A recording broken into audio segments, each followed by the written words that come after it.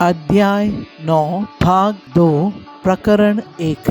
शिरडी साईं बाबा के रूप में अवतार लेने के लिए समर्थ सद्गुरु। श्रीपद ने कहा, दादाजी, मैं महाराष्ट्र में नरसिम्हा सरस्वती के रूप में अवतार लेना चाहता हूँ। मैं तिरुमला दास को भी महाराष्ट्र आने के लिए कह रहा हूँ। श्री तारावादिनी अवकाक रह गई। तब मैंने कहा, स्वामी, ये आपकी जिम्मेदारी है कि आप कृपया किसी भी स्थान पर, किसी भी रूप में और किसी भी जन्म में मेरी देखभाल करें। मुझे आपका बाल कृष्ण रूप विशेष पसंद है। श्रीपद ने तब मुझे ये कहते हुए आशीर्वाद दिया, तिरुमला दास, आप महाराष्ट्र में धोबी जाति में गादगे महाराज के नाम से पैदा होंगे। आप पीड़ित और दुखी लोगों की सेवा में सदाचारी बनेंगे।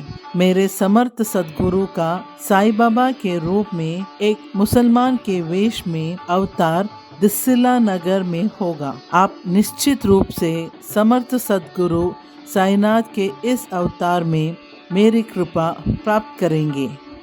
आपको बाल कृष्ण की छवि से लगाव है तो आप गोपाल गोपाल, देवकी नंदन गोपाल। मैं हमेशा आपकी मानसिक आंखों में आपको अपना दर्शन दूंगा। इस वर्तमान शरीर के पतन के बाद आप कुछ समय के लिए हिरण्य लोक में रहते हैं और बाद में गादगे महाराज के रूप में विश्व के कल्याण के लिए कार्य करते हैं। ये तुम्हारे लिए मेरा वरदान है, ये मेरा आश्वासन है। श्री धारावादिनी कुछ समय बाद सामान्य अवस्था में लौट आई। ये सब उनके लिए अचंभित करने वाला था। इतने में सुमति महारानी ने अपने मामा को बुला लिया, क्योंकि ब्रह्म ने उन्हें पूरी तरह से घेर लिया था। उन्होंने फिर से श्रीपद को एक सामान्य लड़का समझा। फिर मैंने कहा, सर, मुझे एक शंका है। श्री कृष्ण ने भागवत गीता में कहा है कि कर्मों का फल अपरिहारी है। श्रीपद उसमें उल्लिखित सिद्धांतों का उल्लंघन किए बिना कर्म को कैसे नाश करेंगे? सद्गुरुओं, धर्मात्माओं और योगियों को दिए गए दान और परोपकारी कार्यों का फल। तिरुमला दास ने उत्तर दिया, श्री कृष्ण ने कहा कि व्यक्तियों को कर्मों के परिणामों का अनुभव करना चाहिए, लेकिन उन्होंने ये निश्चित नहीं किया कि उन्हें केवल जागृत अवस्था में ही अनुभव किया जाना चाहिए। स्वप्न अवस्था में भी इनका अनुभव किया जा सकता है। जिस कर्म को 10 वर्ष तक शरीर के साथ शारीरिक रूप से भोगना पड़ता है, वो कुछ ही घंटों में स्वप्न में मानसिक पीड़ा या मानसिक यातना से भोगा जा सकता है। कर्म के प्रभाव को उस तरह से मिटाया जा सकता है। धार्मिक लोगों और योगियों को सेवा और दान देने के साथ साथ देवताओं को सेवा देने से भी पाप कर्मों में कमी आती है। देवताओं के चित्र पवित्र होते हैं। जब हम उनकी सेवा करते हैं तो हमारे पाप उनके साथ जुड़ जाते हैं और उनका पुण्य हमें हस्तांतरित हो जाता है। जब हम पवित्र लोगों को दान देते हैं और उनकी सेवा करते हैं, तब भी इस प्रकार का स्थानांतरण होता है। जब हम सद्गुरु का ध्यान करते हैं तो इस प्रकार का आदान प्रदान ध्यान के माध्यम से होता है। एक सद्गुरु अपने शिष्य की सेवा स्वीकार करता है और उस सेवा के माध्यम से वो अपने शिष्य के पाप कर्मों को ग्रहण करता है और उन्हें अपनी तपस्या का फल प्रदान करता है। पाप कर्मों का फल किसी न किसी को भोगना ही चाहिए।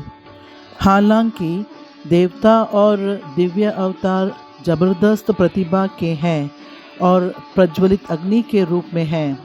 वे उनके द्वारा स्वीकार की गए पापी कर्मों को जलाकर राख कर सकते हैं। भले ही हम ईमानदारी से उन्हें एक पत्ता, एक फल या एक फूल अर्पित करते हैं, ऐसे स्थानांतरण हमारे पापी कर्मों और उनके पुण्यों के बीच पारस्परिक रूप से होता है। स्थानांतरण की प्रक्रिया सीधे हमारी प्रार्थना, भक्ति और समर्पण के स्तर की तीव्रता के अनुपात में होगी। कभी कभी श्रीपाद अपने आश्रितों के पापमय कर्मों को चट्टानों और पत्थरों जैसी निर्जीव वस्तुओं में स्थानांतरित कर देते हैं। उन पत्थरों और शिलाओं को ठोककर और तरह तरह के विचित्र तरीकों से वह उस कर्म के फल को नष्ट कर रहा होगा। मैं इसे दर्शाने वाला एक छोटा सा प्रसंग सुनाता हूँ, ध्यान से सुनो। श्रीपाद के जन्म के समय से ही दूध की कमी की समस्या थी। सुमति महारानी के पास बच्चे के लिए पर्याप्त दूध नहीं था। उनके घर में एक गाय थी। कालाग्नि शामन दत्ता को भेंट देने के लिए उनके घर में थोड़ी मात्रा में दूध की आवश्यकता थी। गाय उतना ही कम दूध देती थी, लेकिन अपने बछड़े को पूरी संतुष्टि के साथ दूध देती थी। यह एक विकट स्थिति थी। कभी कभी श्रीपाद चोरी छुपे पूजा कक्ष में प्रवेश कर जाते थे और चढ़ावा चढ़ाए जाने से पहले ही कालाग्नि शामन दत्ता के लिए रखे गए दूध की थोड़ी मात्रा पी लेते थे। ऐसे दिनों में श्री अप्पाल राजा शर्मा गुड़ का एक छोटा टुकड़ा भगवान दत्ता को अर्पित करते थे और वे उस दिन उपवास रखते थे। जब उनके पति उपवास कर रहे थे, तब सुमति महारानी भी उपवास किया करती थी। यदि वे नैवेद्य के समय तक प्रतीक्षा करते, तो श्रीपाद अकेले उस दूध को पीते थे। माता पिता बहुत दुखी महसूस कर रहे थे कि वे उनके द्वारा पैदा हुए असाधारण दिव्य बच्चे को पर्याप्त दूध देने में सक्षम नहीं थे। पाइंडा वेंकटप्पय्या श्रेष्ठी और नरसिम्हा वर्मा ने कई बार एक गाय दान करने की कोशिश की, जिसने अप्पाल राजा शर्मा को प्रचुर मात्रा में दूध दिया। उनके सारे प्रयास व्यर्थ गए। अप्पाल राजा शर्मा ने किसी भी परिस्थिति में दान स्वीकार नहीं किया। यही उनका प्रण था। उनका विचार था कि दान स्वीकार करने से पाप होगा। क्योंकि वह एक वैदिक विद्वान था, इसलिए वह वैदिक सम्मेलनों में प्रस्तुत पुरस्कारों को स्वीकार करता था।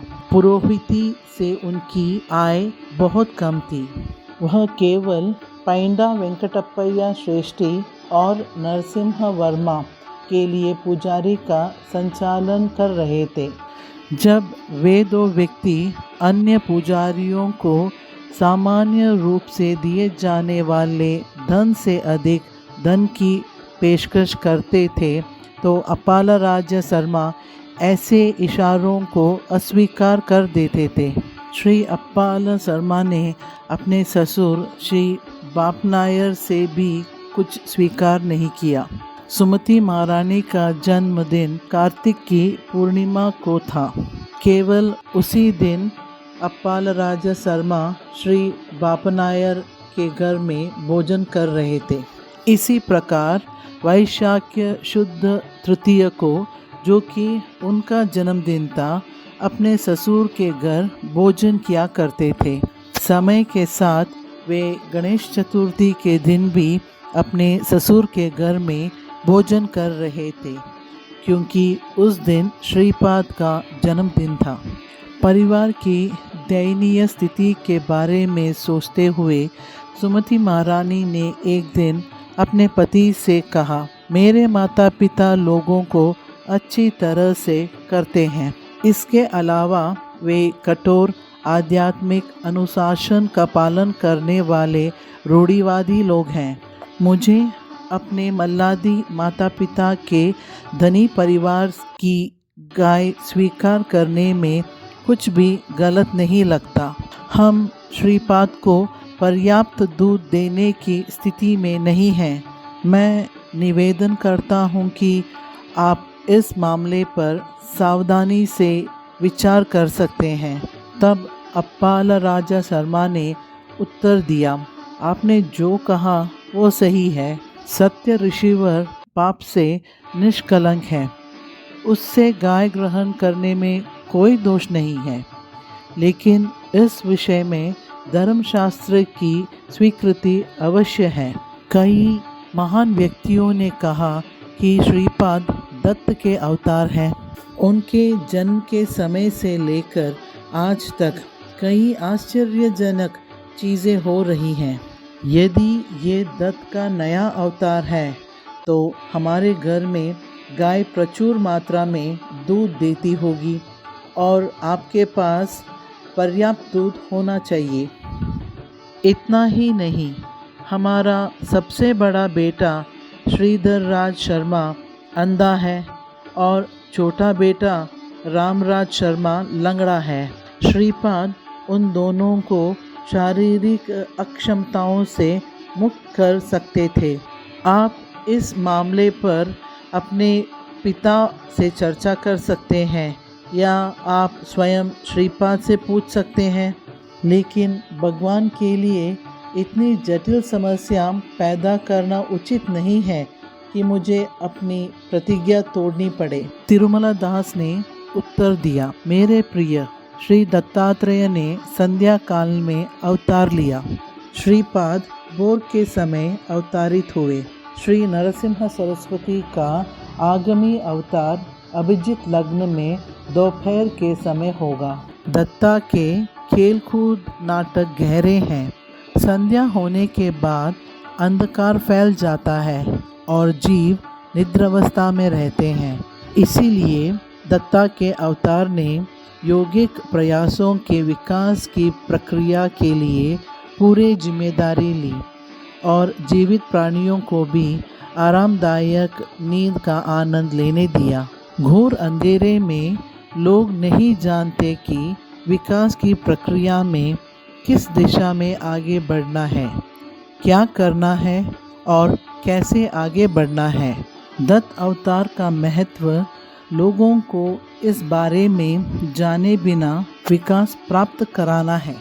अपनी ओर से बिना किसी प्रयास के या थोड़े प्रयास के साथ जीवित प्राणियों ने गहरी आंतरिक चेतना से आध्यात्मिक विकास की ओर उन तरीकों से यात्रा की जो उनके लिए अज्ञात थे।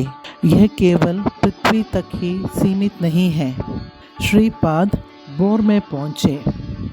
भोर के समय सूर्य देव की सभी शक्तियाँ एक साथ चमकती हैं और सभी प्राणियों को पवित्र करती है। उनकी आत्मा सूर्य की प्रतिकृति है।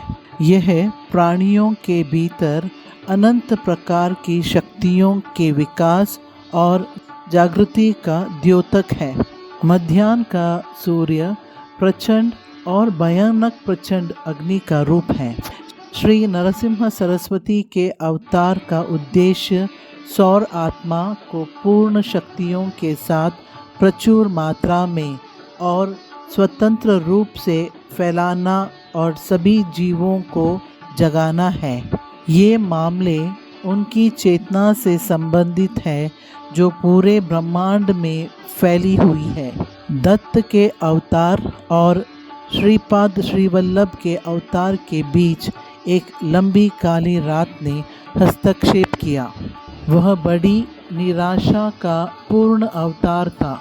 उसका प्रतिनिधित्व करते हुए बड़े भाई श्रीधर राज शर्मा का जन्म हुआ। अंधकारमय काल बीत जाने के बाद एक और राज्य का उदय हुआ जिसके दौरान संदेह, नास्तिक तर्क, पेचीदा तर्क और विकृत व्याख्याएं प्रचलित थी। उसका प्रतिनिधित्व करते हुए छोटे भाई श्री रामराज शर्मा का जन्म हुआ। कोई भी जीवित प्राणी जड़ता के अंधकार को छोड़कर बुरे तर्कों, शंकाओं और विकृत व्याख्याओं की मानसिक दुर्मूलता को पार करके ही श्रीपाद की कृपा प्राप्त कर सकता है। इसमें यही रहस्य है। ये मामले ब्रह्मांड में जीवित प्राणियों के विकास से संबंधित हैं। इसके अलावा उनके पिछले कार्यों में परिवार द्वारा की गई कुछ गलतियां थी। भले ही श्री अप्पालराज शर्मा वैदिक वेलनाथी ब्राह्मण संप्रदाय के थे, उनके परिवार के पास गांव का मुखिया था। श्रीपाद के दादा का नाम श्रीधर रामराज शर्मा था। ब्राह्मणों के पास गांव पर प्रशासनिक अधिकार रखने की प्रथा थी। वे अपने नाम के आगे राजा की उपाधि लगाते थे। शर्मा शब्द का अर्थ है कि व्यक्ति एक ब्राह्मण है। श्रीधर रामराज शर्मा ऐनावली गांव के ग्राम अधिकारी थे। उनके परिवार में ज्येष्ठ पुत्र को गांव का मुखिया बनाया जाता था। तथ्य चाहे कुछ भी हो, जमींदारों को कर देना पड़ता था। चाहे फसलों की अच्छी उपज हो या फसलों की विफलता। और यह ग्राम प्रधान की जिम्मेदारी थी कि वह कभी कभी जबरदस्ती कर वसूल करे। इसीलिए श्रीधर रामराज शर्मा को जमींदार के आदेशों का पालन करने के लिए अपनी व्यक्तिगत पसंद और नापसंद की परवाह किए बिना हिंसक तरीकों से कर एकत्र करना पड़ता था। वह उनका कर्तव्य और धर्म था, लेकिन ईश्वर की दृष्टि में यह पाप था। मुखियापन श्री अप्पालराजा शर्मा के सबसे बड़े भाई को विरासत में मिला था। अपने दादा के पापपूर्ण कृत्यों के कारण श्रीपाद के सबसे बड़े भाई श्रीधर राज शर्मा और अगले सबसे बड़े भाई रामराज शर्मा जन्मजात शारीरिक दोषों के साथ पैदा हुए थे। भले ही श्रीपाद श्री वल्लभ वास्तव में भगवान दत्त के अवतार हैं, उन्हें भी अपने दादा के पाप कर्मों के प्रभाव से थोड़ा कष्ट उठाना पड़ा था। यही वजह थी कि उन्हें दूध की किल्लत का सामना करना पड़ा। ब्रह्मांड का स्वामी उनके द्वारा बनाए गए नियमों को सभी पर लागू करेगा। श्री पेंड्या वेंकटप्पय्या श्रेष्ठी और श्री वत्सवाई नरसिम्हा वर्मा ने श्रीपाद को अपना पोता माना। उन्होंने काफ़ी देर तक सोचा कि श्रीपाद को परेशान करने वाली दूध की कमी की समस्या को कैसे हल किया जाए। श्री वर्मा ने श्री श्रेष्ठी को बुलाया और उनसे समस्या के समाधान के लिए एक योजना बनाने का अनुरोध किया। गायत्री नामक एक प्रसिद्ध गाय से कुछ गायें पैदा हुई जो श्री वर्मा की हिरासत में थी। श्री श्रेष्ठी ने श्री वर्मा से सभी शुभ गुणों वाली गाय खरीदी। श्री वर्मा ने सारा धन सावधानी से अपने पास रख लिया। इस बीच श्री अप्पालराज शर्मा पुरोहित के कार्यों को निभाने के लिए श्री वर्मा के घर आए। श्री वर्मा ने गाय की बिक्री से प्राप्त धन को उस अवसर पर श्री अप्पालराज शर्मा को दे दिया। सामान कार्यों के लिए पुजारियों को दिए जाने वाले सामान्य मानदेय की तुलना में ये राशि बहुत अधिक थी। श्री अप्पालराज शर्मा ने उस धन में से जो उचित था उसे निकाल लिया और शेष धन को अस्वीकार कर दिया। तब श्री वर्मा ने भी उस टुकराए हुए धन को वापस लेने से मना कर दिया। उन्होंने कहा कि एक कुली क्षत्रिय के रूप में वह अपने द्वारा दान किए गए धन को वापस स्वीकार नहीं करेंगे। यह विवाद श्री बापनायर को भेजा गया था। ब्राह्मणों की सभा बुलाई गई। बैठक में श्री बापनायर ने घोषणा की, कोई भी जो अपाल राज शर्मा द्वारा स्वीकार किए गए धन को लेना चाहता है वो ले सकता है। कई ब्राह्मणों ने उस धन का दावा करने के लिए एक दूसरे के साथ प्रतिस्पर्धा की। यह सब एक असामान्य जिद्दी मामला था। तब पापया शास्त्री नाम के एक युवक ने कहा, श्रीपाद भगवान के अवतार नहीं हैं। यदि वह ईश्वर हैं तो ये विचित्र स्थिति क्यों उत्पन्न होनी चाहिए। अगर वे दत्त हैं तो उन्होंने अपने दोनों भाइयों को शारीरिक दुर्बलता से क्यों नहीं बचाया। श्रीपाद के जन्म के बाद से कुछ घटनाएं अचानक घटी हैं। उन्हें अनुपात से बाहर उड़ाना अपराध है। मैं भी मेरे गुरु से श्वेतार कक्षा प्राप्त किया। मैं अच्छी रकम कर रहा हूँ जपा का हर दिन।